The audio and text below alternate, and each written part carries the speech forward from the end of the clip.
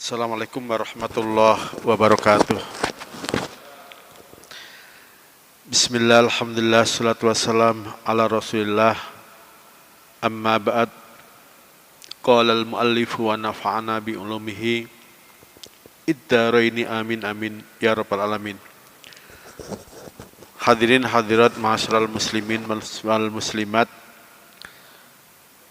yang hadir di Masjid Darul Ilmi STIK PTIK,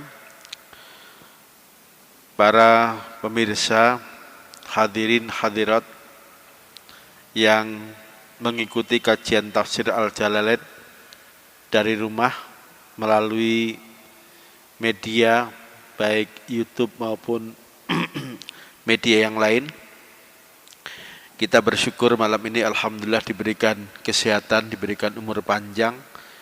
Di tengah kesibukan Bapak dan Ibu, Allah masih memberikan kekuatan lahir batin untuk tetap istiqomah mengkaji firman-Nya.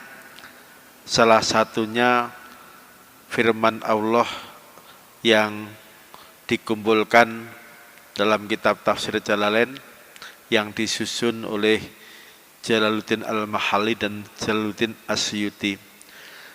Tentu harapan dan doa kita semoga kajian tafsir Jalalain ini bisa istiqomah kita lakukan dan semoga kita bisa menghatamkan dari surat pertama sampai nanti surat yang terakhir, dari juz pertama, juz 1 sampai nanti selesai sampai juz 30. Amin amin ya rabbal alamin. Malam ini temanya masih melanjutkan tentang penyakit hati. Penyakit hati dan hati yang sakit, terutama yang dialami kaum munafikin.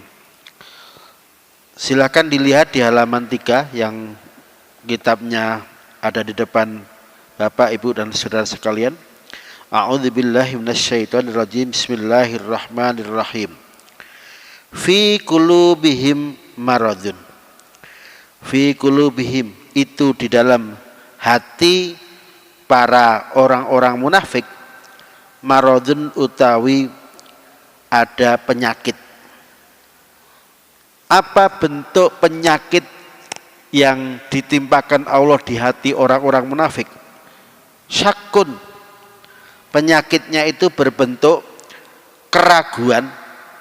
Jadi mereka ragu, mereka antara menolak dan antara mempercayai tentang wahyu yang diberikan Allah kepada Nabi Muhammad. Apa betul Al-Quran itu wahyu Allah?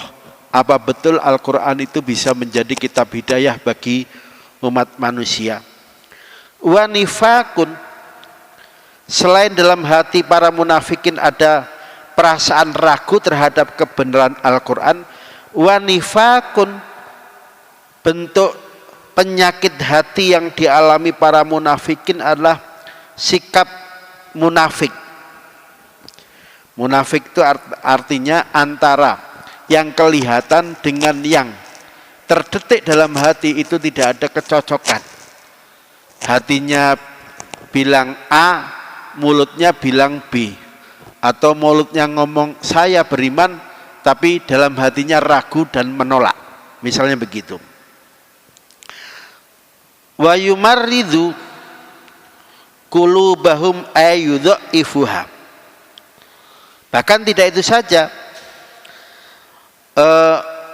wa yumarridu, bahkan Allah menambah sakit yang lebih parah, qulubahum, pada hatinya orang-orang munafik, ayyudha'ifuha, maksudnya Allah membuat hati mereka menjadi semakin lemah.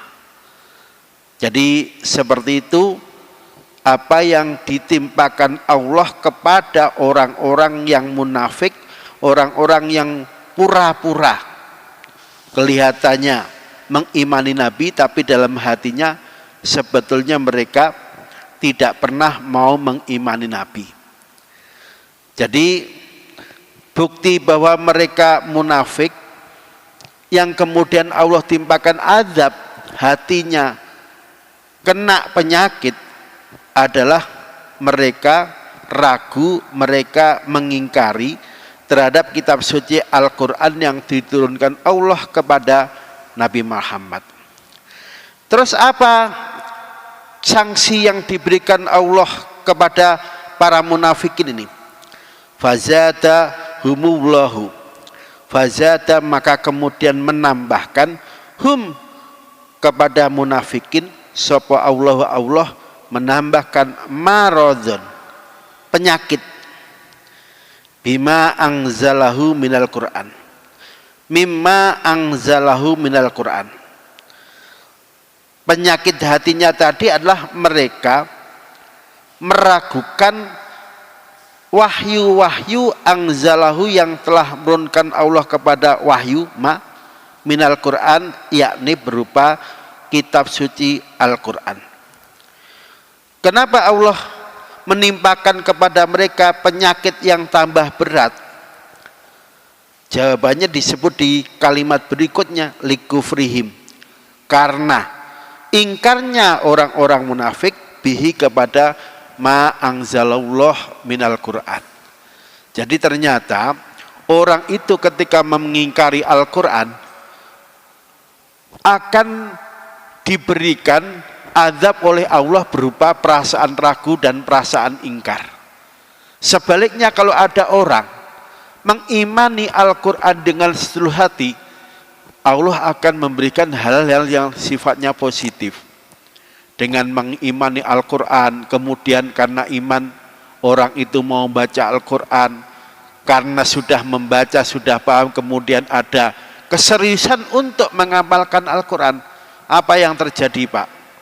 Jawabannya Allah akan memberikan berbagai nikmat, memberikan berbagai rahmat, termasuk Allah akan memberikan keberkahan orang itu, baik berkah di dunia maupun berkah di akhirat. Dari sini kita bisa menyimpulkan, ketika ada orang ingkar, ragu, apalagi terang-terangan berpaling dari Al-Quran, nanti di ayat lain dijelaskan sanksinya adalah orang itu akan diberikan kehidupan yang sempit. Misalnya ada ayat yang berbunyi waman a'radha an dzikri fa innalahu ma'isyatan dongkah. Siapa yang berani berpaling dari Al-Quran, tidak saja sekedar ragu atau sekedar ingkar, bahkan Quran dibuat mainan, dia berani berpaling, maka sanksi yang diberikan Allah adalah ma'isyatan dongkah. Orang itu akan diberikan kehidupan yang sempit. Itu sanksi duniawi. Kehidupan yang sempit itu bisa berbentuk materi dan bisa berbentuk imateri. Misal nih, kita sering menemukan tetangga kita gak percaya Quran, gak mau belajar Al-Quran, Quran dicampakkan, tapi duitnya banyak, Pak, punya rumah, punya mobil, padahal jelas-jelas orang itu ingkar kepada Al-Quran, berpaling dari Al-Quran. Nanti ulama jawab, mungkin Allah ingin istidraj, ngulur-ngulur kepada orang tadi. Tapi nanti di sisi lain Allah memberikan sanksi, bentuknya sanksi ruhaniyah. Rumahnya bagus, mobilnya bagus, tapi begitu masuk rumah, orang itu merasakan rumahnya kayak neraka. Begitu masuk pengen keluar lagi nggak betah. Atau orang itu duitnya banyak, rizkinya, hartanya banyak, cuman setiap mau tidur pasti nelen obat. Nah, ini bentuk dari ma'isyatan dongka yang ditimpakan Allah kepada mereka. Pak, biasanya kalau seorang aktor, seorang artis yang terkenal itu kan hidupnya bahagia. Dijawab, loh kalau hidupnya bahagia, kenapa ada artis terkenal tapi justru dia bunuh diri dengan nelan obat tidur? Artinya apa? Populernya seseorang itu tidak menjadi jaminan dia merasakan hidup yang nyaman, merasakan hidup yang tenang. Sebaliknya yang ini pasti nggak bisa diingkari, orang yang dekat dengan Al-Quran, mengimani Al-Quran, mengamalkan isi Al-Quran, Allah pasti memberikan jaminan orang itu akan hidup tenang, orang itu akan hidup bahagia. Muncul pertanyaan berikutnya, orang yang berpaling dari Al-Quran, tidak mengimani Al-Quran, itu apa sanksinya hanya di dunia saja dengan sanksi berbentuk ma'isyatan dongka, ataukah ada sanksi lain di akhirat? Ternyata di ayat lain di surat Toha, Allah tidak berhenti dengan berfirman wa man a'radha an dzikri fa innalahu ma'isyatan dongka, tapi disambung dengan ayat berikutnya wa nahsyuruhu yaumal qiyamati a'ma. Orang-orang yang tegas berani menolak, mengingkari kebenaran Al-Quran seperti yang dilakukan para munafikin, nanti di akhirat orang sejenis munafikin ini yang berani berpaling, berani mengingkari kebenaran Al-Quran, nanti di akhirat mereka akan digiring dalam keadaan buta. Sempat diceritakan begini, Robbi lima hasyartani a'ma wa qad kuntu basiro. Ya Allah, kenapa kok sekarang ini saya digiring dalam keadaan buta?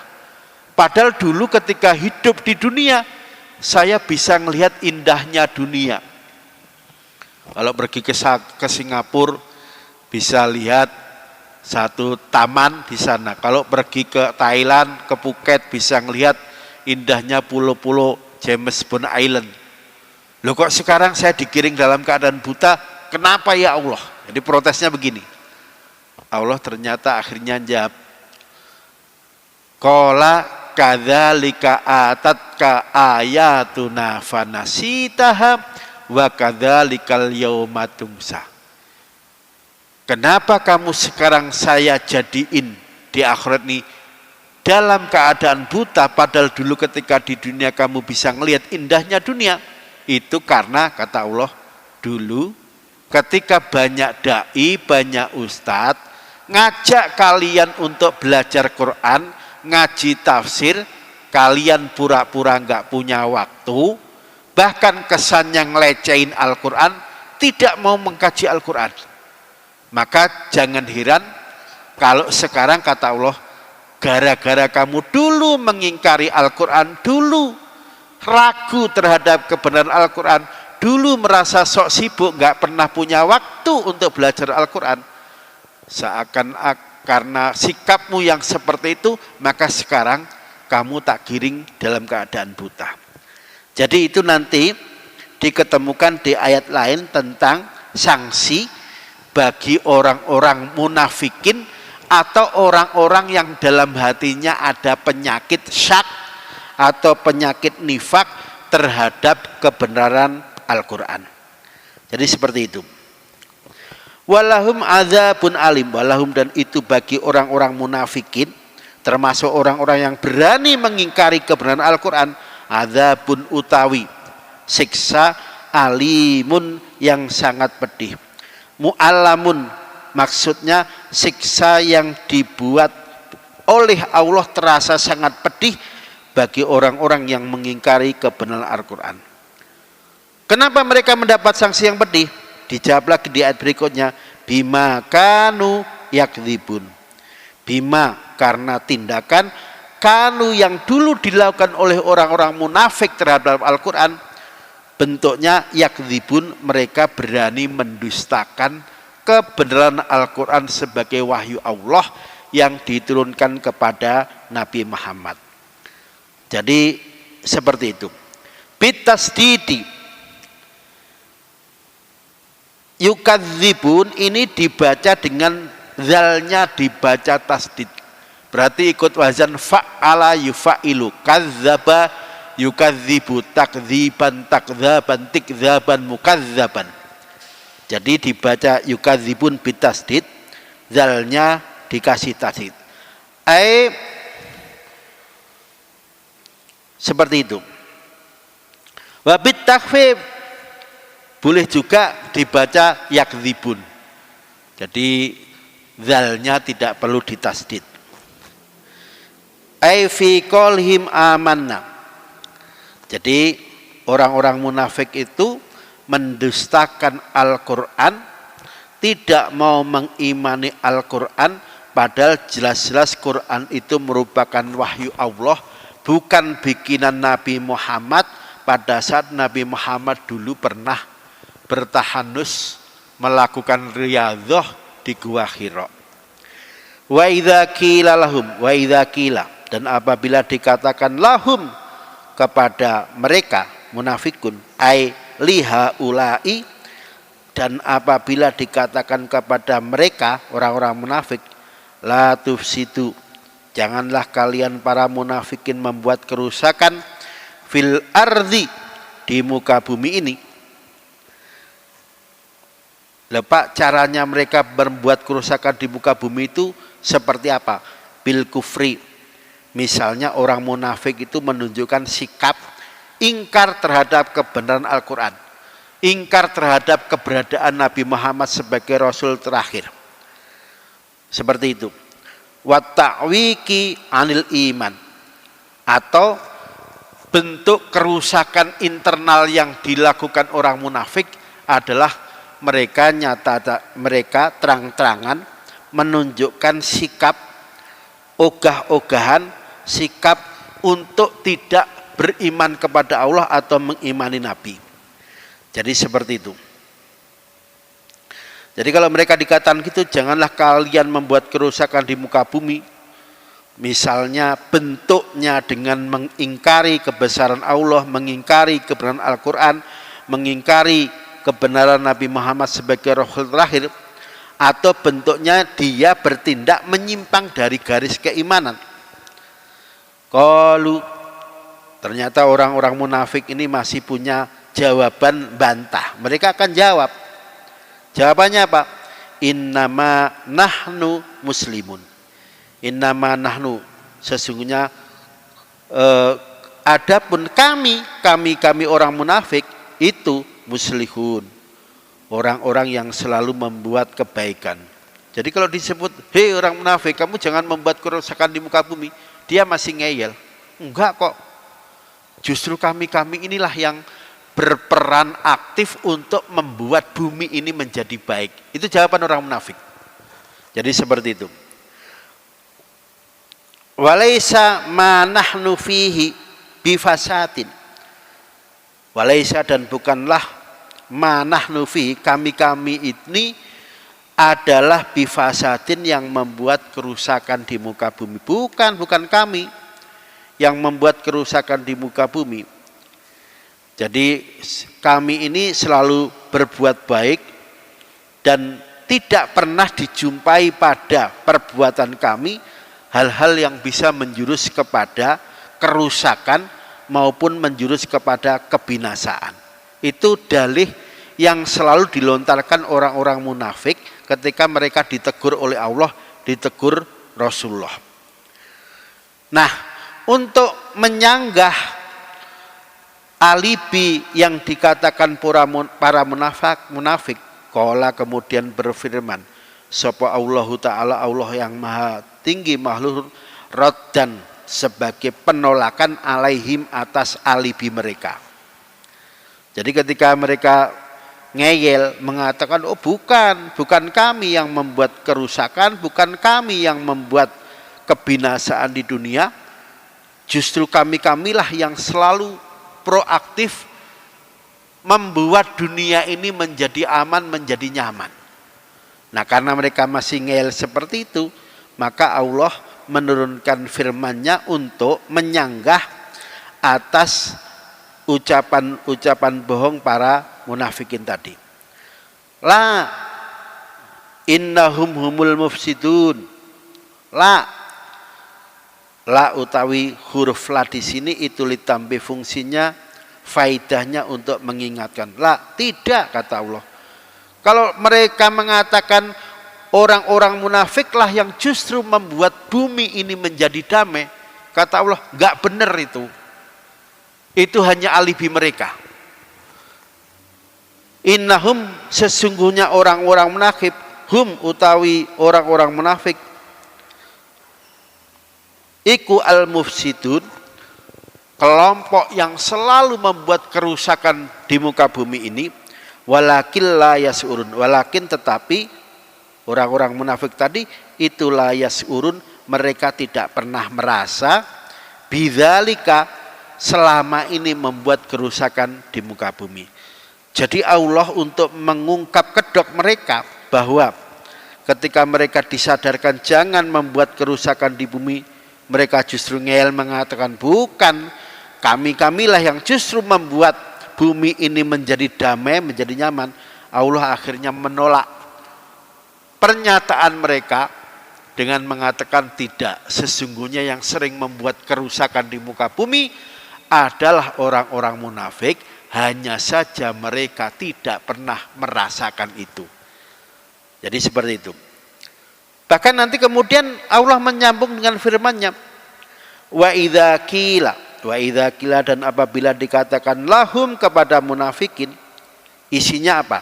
Aminu kama amanan nasu. Hei orang-orang munafik, kamu itu mestinya beriman kepada Allah, mengimani Nabi Muhammad sebagai Rasul terakhir, sebagaimana yang dilakukan para sahabat Nabi. Itu loh, sahabat Nabi aja dah nyontoin bagaimana mengimani Allah, mengimani Al-Quran, mengimani Nabi Muhammad. Loh kok kamu ngeyel? Gak pernah mau mengimani Allah, gak pernah mau mengimani Al-Quran, gak pernah mau mengimani Nabi Muhammad. Jadi anas kama amanan nasu, sebagaimana yang diimani, kama amanah sebagaimana mengimani sopo anasu manusia. Nah, Imam Al-Mahali kemudian menjelaskan anas ini maksud siapa? Ashabun Nabi, para sahabatnya Nabi. Jadi Allah itu secara khusus sampai mengatakan, Muhammad sampaikan kepada kaummu yang munafik, hei orang-orang munafik, kamu hendaknya beriman kepada Allah, kamu hendaknya mengimani Al-Quran, kamu hendaknya mengimani saya Nabi Muhammad sebagai Rasul terakhir. Itu loh seperti keimanan yang ditunjukkan para manusia. Maksudnya seperti keimanan yang ditunjukkan sahabat-sahabatku yang telah masuk Islam. Nah begitu mereka diingatkan, ditegur seperti itu, apa kira-kira jawabannya? Qalu anu'minu kama amanar sufaha. Jadi ngeyel lagi nih. Qalu, orang-orang munafik itu kemudian menjawab, anu'minu, apakah kami orang munafik ini perlu mengimani kama amanah sebagaimana telah mengimani sofo as-sufaha'u, orang-orang yang bodoh. Sufaha ini ditafsirkan oleh Imam Al-Mahali al-juhal, sebagaimana itu orang-orang bodoh mengimani kamu. Jadi ini saya kira respon yang kurang ajar yang ditunjukkan orang-orang munafik ketika mereka ditegur Allah agar mau mengimani Allah, mengimani Al-Quran, mengimani Nabi Muhammad, tapi justru orang-orang yang telah beriman itu dianggap orang-orang bodoh, orang-orang yang akalnya enggak sempurna. Pak, apa sih maksudnya sahabat? Kenapa an-nasu ini ditafsirkan as-sahabah?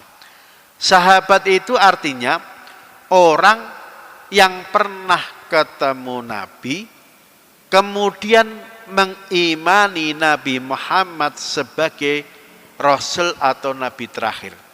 Itu yang disebut dengan as-sahabah. Kalau pernah ketemu Nabi tapi hatinya ingkar, seperti tadi yang dilakukan orang munafik, itu gak bisa disebut sahabat. Jadi syarat sahabat itu dia harus pernah ketemu Nabi secara fisik meskipun gak ngelihat, matanya buta, dan mengimani Nabi, itu yang disebut dengan sahabah. Apakah ada sahabat yang buta? Ada. Namanya misalnya Ummu Maktum. Dan bahkan ini sempat menjadi salah satu pelaku turunnya surat Abasa wa Tawalla itu. Jadi suatu hari Nabi Muhammad itu lagi asik melobi Abu Jahal, Abu Lahab, dan abu-abu yang lain untuk masuk Islam. Nah, Ummi Maktum dengar dari kejauhan di sana ada suara Nabi, tapi dia buta nggak lihat. Akhirnya karena keinginan Ummi Maktum agar dia segera mendapatkan pemahaman tentang ajaran Islam, ini Ummi Maktum dari tempat yang jauh teriak-teriak, Nabi, Nabi ajari saya tentang Islam. Nabi begitu dengar ada Ummi Maktum teriak-teriak seperti itu, padahal di depannya ada Abu Lahab, ada Abu Jahal yang ingin dibujuk masuk Islam. Sebagai manusia biasa, Nabi merasa nggak nyaman. Lah Ummu Maktum teriak-teriak kepada Nabi karena dia buta, nggak lihat Nabi itu sebetulnya sedang melakukan apa. Akhirnya sebagai manusia biasa, Nabi menunjukkan sikap yang nggak ramah. Begitu Ummu Maktum makin dekat, Nabi malah melengos, nggak mau melihat Ummu Maktum, malah badannya lebih banyak fokus kepada Abu Jahal dan Abu Lahab yang tadi dinego Nabi biar segera masuk Islam. Nah ternyata meskipun ini yang datang seorang yang buta, tapi buta sahabat ini, karena dia pernah ketemu Nabi meskipun nggak lihat dan menyatakan keislamannya. Sikap Ummi Maktum yang direspon Nabi, karena Nabi itu juga manusia biasa, dengan respon yang tidak, misalnya dipandang tidak baik, karena Nabi membelakangi, nggak mau ngadepi Maktum, ini justru ditegur oleh Allah dengan diturunkannya ayat di surat Abasa tadi, Abasa wa tawalla anja ahul a'ma. Abasa, Nabi Muhammad mukanya masam, wa tawalla, dan ketika Ummi Maktum berada di depannya, Nabi malah melengos, membelakangi. Anja'ahu, ketika telah mendatangi Nabi Muhammad, al-a'ma, seseorang yang matanya buta. Jadi ternyata Allah menegur sikap Nabi yang nyuekin Ummi Maktum pada saat Nabi sedang asik melobi Abu Lahab, Abu Jahal masuk Islam. Karena Ummi Maktum nggak lihat, ya dia teriak-teriak minta diajari Islam.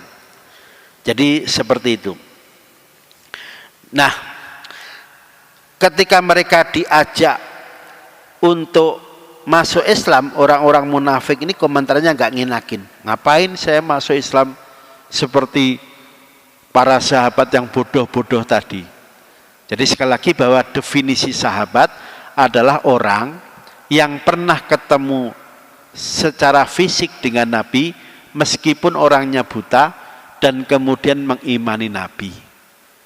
Bagaimana Pak kalau ada orang hidup sezaman dengan Nabi, karena alasan geografis, jarak tinggal dia dengan jarak tempat Nabi dakwah misalnya ratusan kilo sehingga nggak pernah ketemu, tapi ketika sahabat berdakwah menceritakan tentang bagaimana perangai dan sikap dan akhlak luhur Nabi Muhammad, kemudian orang itu tertarik masuk Islam, apakah orang ini juga bisa disebut sahabat? Para ulama umumnya mengatakan tidak. Jadi kalau dia hidup sezaman dengan Nabi, mengimani Nabi, tapi nggak pernah ketemu, sebutannya bukan sahabat tapi mukhadram. Namanya mukhadram. Nah, begitu orang-orang munafik tadi menghina para sahabat dengan dikatakan sebagai orang-orang yang bodoh, Allah akhirnya menjawab dengan mengatakan qalu, dijawab dengan, sebentar saya ulang, anu'minu, apakah kami orang-orang munafik akan mengimani Allah, mengimani Al-Quran, mengimani Nabi Muhammad tadi, kama amanah, sebagaimana telah mengimani siapa? As-sufaha'u, orang-orang bodoh. Al-juhalu, sufaha ini artinya sama dengan al-juhalu. Al-juhal ini berbentuk jamak taksir, jahilun, jahiluna, juhalun, artinya orang-orang yang bodoh. Aila naf'alu, maksudnya kami orang munafik tidak akan melakukan kafi'lihim, sebagaimana yang dilakukan para sahabat, mulai mengimani Allah, mengimani Al-Quran, mengimani Nabi Muhammad sebagai Rasul terakhir. Qala ta'ala, qala akhirnya berfirman sapa Allah Ta'ala, untuk apa? Roddan, menolak alaihim, atas alibinya orang-orang munafik. Jadi begitu orang-orang munafik disuruh mengimani Allah, mengimani Nabi Muhammad, malah mereka nyebut orang yang telah beriman itu sebagai orang-orang bodoh, maka Allah kemudian menangkis tuduhan mereka dengan mengatakan ala innahum humus sufaha walakil la ya'lamun. Ala, bukan, innahum, justru sesungguhnya sesungguhnya orang munafik, hum, yakni orang munafik itu as-sufaha'u, yang justru dihukumi orang-orang bodoh.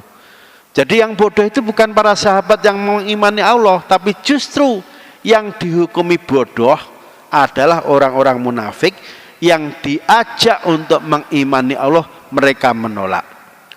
Walakil la ya'lamun, tetapi orang-orang munafik yang bodoh ini dia nggak tahu zalika, terhadap tadi, bahwa yang mengimani Allah, mengimani Rasulullah, mengimani Al-Quran itu yang benar, bukan yang dinilai bodoh seperti yang dikatakan para munafik.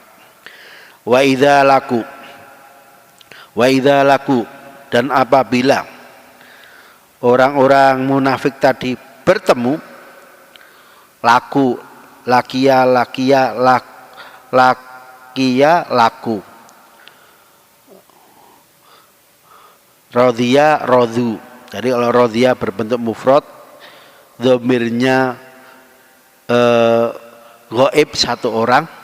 Kalau dibaca rodhu, itu fa'ilnya berbentuk jamak mudzakkar salim. Jamak itu kumpulan orang banyak, bentuknya mudzakkar laki-laki. Asluhu, utawi asalnya kalimat laku itu lakiyu, kalimat lakiyu. Khudhifat az-dhammatu listisqal. Jadi dhammahnya ini dibuang karena alasan berat. Kalau ngomong lakiyu itu orang Arab susah. Terus ya dibuang saja dhammahnya, dibaca laku.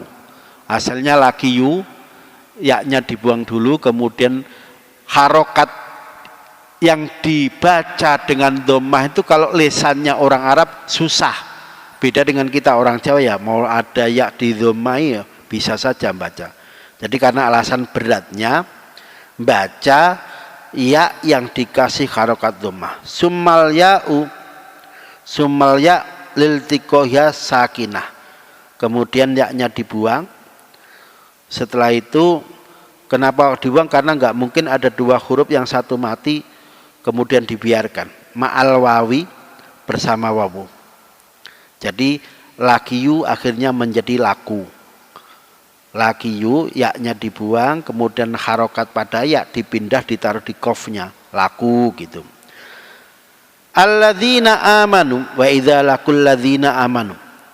Wa idza laqu, dan ketika orang munafik ini bertemu alladzina, kepada orang-orang amanu yang telah mengimani Allah, mengimani Al-Quran, mengimani Nabi Muhammad, qalu, orang-orang munafik itu pura-pura bilang, amanna, oh kami ini juga beriman kepada Allah, beriman kepada Nabi Muhammad. Wa idza khalau, sebaliknya kalau orang-orang munafik ini meninggalkan umat Islam, balik lagi ke kelompoknya, sesama orang munafik, minhum, di antara orang munafik, waraja'u, dan mereka kemudian balik ketemu sesama munafikin. Wa idza khalau ila sayatinihim, balik menemui pemimpin-pemimpin mereka. Sayatinim itu jangan diartikan para setan-setan, karena Imam Asyuti menafsirkan sayatinim dengan ru'asaihim. Kalau orang-orang munafik ketemu orang Islam, nanti dia pura-pura ngomong, aku ini juga beriman kepada Allah, aku itu juga mengimani Quran, aku ini mengimani Nabi Muhammad. Tapi begitu bubar, orang munafik balik menemui sayatinihim, dalam arti menemui pemimpin-pemimpin munafik mereka. Jadi sayatinihim ini artinya ru'asaihim, tokoh-tokoh atau pembesar atau pemimpin munafik. Qalu, orang-orang munafik itu kemudian bilang inna ma'akum. Tadi itu saya pura-pura kok ngomong beriman, ngomong yakin, padahal enggak. Ya saya itu seperti kalian gitu. Saya masih bersama kalian. Inna sungguhnya kami munafik itu ma'akum masih bersama dengan para pembesar munafik tadi fitini dalam hal kesamaan memilih agama yang diyakini para munafik. Apa yang disembah? Ya tentu yang disembah berhala. Lah agamanya apa? Kalau orang itu nyembah berhala nggak bisa disebut sebagai beragama Islam, tapi dia namanya tidak monoteis tapi namanya politeis, musyrik. Jadi orang itu disebut orang-orang musyrik. Innama nahnu mustahziun. Innama sungguhnya kami nahnu, innama nahnu sungguhnya utawi kami tadi orang munafik, pura-pura ngomong beriman, pura-pura ngomong percaya kepada Quran, itu hanya mustahziun, kami hanya sekedar mengolok-olok, bercanda, nggak serius katanya. Bihim, ngolok-ngolok, nggak serius bihim kepada orang-orang yang telah mengimani Allah. Mustahziun biidharil iman, dengan cara pura-pura kami ini beriman kepada Allah, kami ini beriman kepada Nabi Muhammad, kami ini beriman dengan Al-Quran. Nah begitu mereka asalnya ketemu orang Islam menyatakan enggak, kami juga orang Islam kok, beriman seperti kamu. Tapi begitu balik menemui kelompoknya, termasuk menemui pemimpin mereka, para pemimpin, para pembesar munafik, kemudian dia bilang enggak, kami itu sama seperti kamu. Tadi saya ketemu orang Islam menyatakan Islam itu hanya pura-pura, enggak serius, bercanda. Apa akhirnya? Karena Allah tahu hati mereka, tahu kelakuan mereka, kemudian Allah membongkar kedok mereka dengan katakan Allahu yastahzi'u bihim wa yamuttum fi tuhnanihim ya'mahun. Allahu ta'ala Allah iku yastahzi'u, membalas olok-olok mereka, membalas bihim terhadap olok-oloknya munafikin tadi, yujazhim bistihzaihim, Allah kembali membalas mereka bistihzaim, dengan ngolok-ngolok mereka orang munafik. Wa yamuttuhum, kemudian Allah sengaja menunda-nunda orang-orang munafik itu dalam kesesatan, dalam kemunafikannya, menunda-nunda fi tuhyanihim, dalam sikap mereka orang munafik yang tadi bertindak melampaui batas, bitajawuzihim, Allah kembali membalas olok-olok yang ditunjukkan orang munafik yang sikapnya dipandang melampaui batas, bitajawuzim al-hadda, sikap orang munafik yang dianggap melampaui batas, bil kufri, dengan sikap kafir, ya'mahun, mereka akhirnya dalam posisi bingung, terombang-ambing. Ya taradaduna, maksudnya mereka dalam keadaan bingung, terombang-ambing, bi khairin, dengan kebaikan. Ya. Bentar. Seperti itu. Jadi wa yamudduhum fi tuhyanihim ya'mahun. Jadi ya'mahun ini bisa ditempatkan kedudukannya sebagai hal. Allah sengaja membiarkan orang munafik dalam keadaan terombang-ambing. Jadi seperti itu. Baik Bapak dan Ibu yang saya hormati, jadi melalui beberapa ayat yang kita baca tadi, kita bisa mengambil kesimpulan bahwa menghadapi orang munafik itu memang perlu strategi. Karena apa? Mereka licik. Begitu ketemu kita nanti akan bersikap pura-pura, saya itu temanmu, saya sahabatmu. Kalau kamu mengimani Allah, kami juga mengimani Allah. Tapi begitu orang munafik itu pulang balik ketemu sayatinihim, ru'asaihim, ketemu pembesar pimpinan mereka, mereka nanti akan ngomong, enggak, tadi saya ketemu dia itu karena pura-pura aja. Sebetulnya sih agama kami, kepercayaan kami ya seperti apa yang diajarkan para pembesar kami, pemimpin kami. Jadi seperti itulah watak atau ciri khas dari munafikin.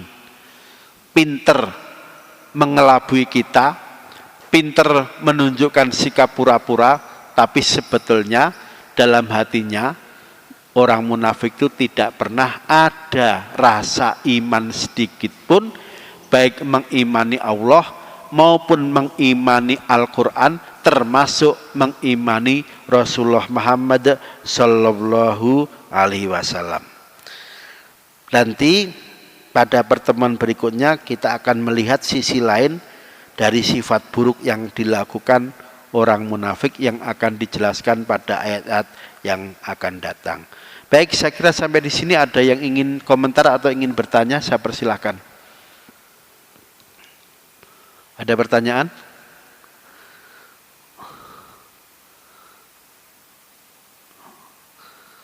Baik, kalau nggak ada pertanyaan dari para pemirsa di rumah, kita tutup taklim kita pada malam hari ini dengan sama-sama membaca doa di awal istighfar 3 kali.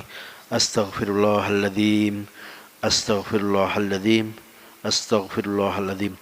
Allahumma sholli ala Muhammad wa ali Muhammad kama sholaita ala Ibrahim wa ala Ibrahim fil alamin innaka Hamidum Majid.